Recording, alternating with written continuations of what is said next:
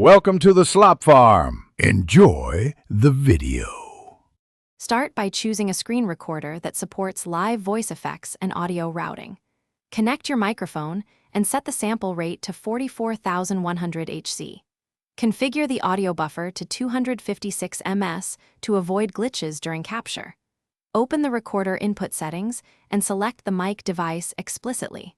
Lower input gain until peak meters sit around 70%. Record a 10-second test clip and listen for background noise or clipping. If the clip needs improvement, add a pop filter or move the mic 3.5 inches from your mouth. Open the recorder's effects or plugin panel and enable a real-time chain. Start with an equalizer and cut unwanted low rumble below 80 Hz. Add a compressor with a 3:1 ratio and 10 ms attack to stabilize dynamics. Insert a pitch shift and experiment with +3 semitones or -5 semitones for different characters.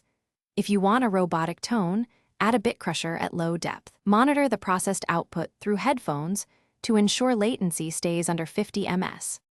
Begin the actual screen recording using the processed microphone input. Monitor headphones and watch for latency. Keep it under 50 ms for natural timing. When finished, stop and open the recorded clip in the editor inside the recorder app. Trim unwanted sections and apply a denoise plugin if needed.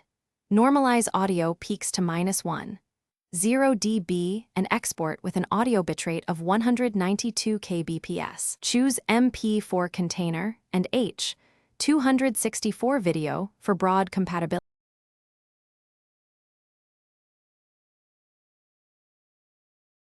Thanks for watching. Consider subscribing if we helped you today.